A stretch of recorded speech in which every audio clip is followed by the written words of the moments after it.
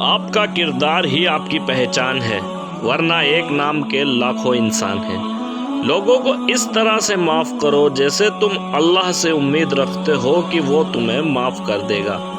نصیب کیسا بھی ہو، نماز اور قرآن سے مدد لے کر اللہ سے مانگو، وہ ضرور ملتا ہے۔ اسلام اتنا خوبصورت مذہب ہے کہ مسکرانے پر بھی آپ کو اجر ملتا ہے، اور یہاں تک کہ غصے کی حالت میں خاموش رہنے پر بھی۔ جب اللہ تمہیں کنارے پر لا کھڑا کر دے تو اس پر کامل یقین رکھو، کیونکہ دو چیزیں ہو سکتی ہیں، یا تو وہ تمہیں تھام لے گا یا تمہیں اڑنا سکھا دے گا۔ توبہ قبول ہونے کی نشانی یہ ہے کہ اس کے بعد انسان کا دل گناہ سے ہٹ جاتا ہے۔ مومن بندے کی نشانی یہ ہے جب اس کی موت کا وقت قریب آتا ہے تو اس کے چہرے پر مسکراہٹ آ جاتی ہے۔ اللہ سے یہ مت کہو کہ طوفان کتنا بڑا ہے، بلکہ طوفان سے کہو میرا اللہ بہت بڑا ہے۔ باپ بیٹیوں کا ایسا دوست ہے جس سے وہ کبھی بھی کچھ بھی مانگ سکتی ہے، کچھ بھی کہہ سکتی ہے، باقی جگہوں پر سوچنا پڑتا ہے۔ یہ جو باپ ہوتے ہیں سب سے خاص ہوتے ہیں۔ باپ ایک ایسی ہستی ہے جو اپنی عمر اولاد کی خواہشیں پوری کرنے میں گزار دیتا ہے۔ باپ کے کندھوں کی کوئی عمر نہیں ہوتی، نہ عمر ڈھلنے سے وہ کبھی کمزور ہوتے ہیں۔ وہ باپ ہی ہوتا ہے جو بیٹیوں کے سارے نخرے اٹھاتا ہے۔ اپنے ماں باپ کا ہاتھ پکڑ کر رکھیں، کسی کے پیر پکڑنے کی ضرورت نہیں پڑے گی۔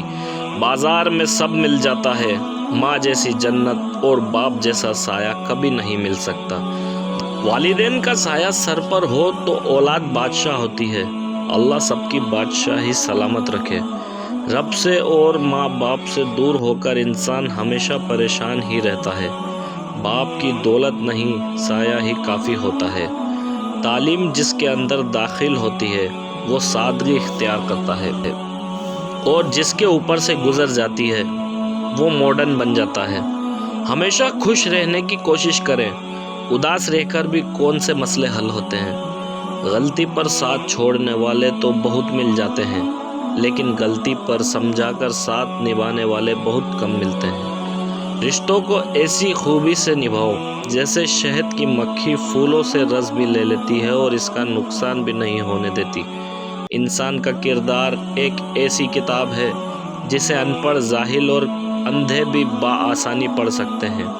اپنا کردار اتنا مضبوط اور ظرف اتنا وسیع رکھو کہ لوگ آپ سے تعلق رکھنے میں فخر محسوس کریں۔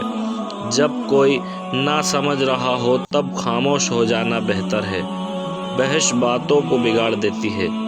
اپنی زندگی کو اتنا فضول مت بناؤ کہ تمہاری زندگی کے فیصلے بھی دوسرے لوگ کرنا شروع کر دیں۔ وضو سے شکل، قرآن سے عقل اور نماز سے نسل پاک ہو جاتی ہے۔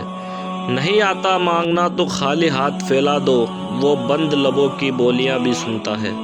کبھی کبھی اپنی لاکھ کوششوں کے باوجود اللہ پاک آپ کے حالات اس لیے نہیں بدلتا کیونکہ وہ آپ کو دل بدلنا چاہتا ہے۔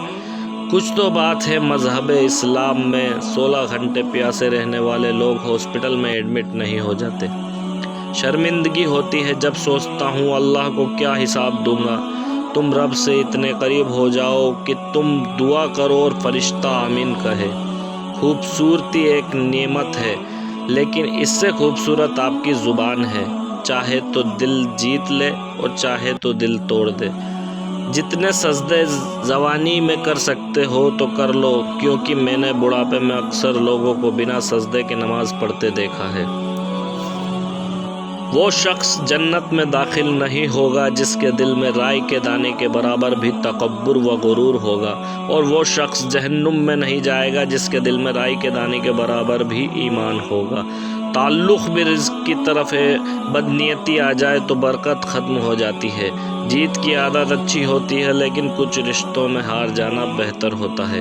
کسی کے اتنی ہی محبت کرے جتنی وہ آپ سے کرتا ہے۔ بے حساب محبت ذہنی دباؤ کا باعث بنتی ہے۔ لوگ اکثر نرم لہجوں سے کتنی سخت بات کر جاتے ہیں کہ ان کی لفظوں کی تپش بھولنے میں ایک عمر لگ جاتی ہے۔ پہچان سے ملا کام کچھ وقت کے لیے، اور کام سے ملی پہچان ہمیشہ کے لیے ہوتی ہے۔ کچھ باتوں کا جواب صرف خاموشی ہوتی ہے، اور خاموشی بہت خوبصورت جواب ہے۔ کسی بھی رشتے کو نبھانے کے لیے قسموں اور وعدوں کی ضرورت نہیں ہوتی، بس اسے نبھانے کے لیے دو خوبصورت لوگ چاہیے، ایک بھروسہ کر سکے اور دوسرا اس کو سمجھ سکے۔ پلٹ کر جواب دینا بے شک غلط ہے، لیکن سنتے رہو تو لوگ ہمیں حق بھول جاتے ہیں۔ جب نیت میں کھوٹ آ جائے تو پھر یہ تین چیزیں راستہ بدل لیتی ہے: مال، رزق اور محبت۔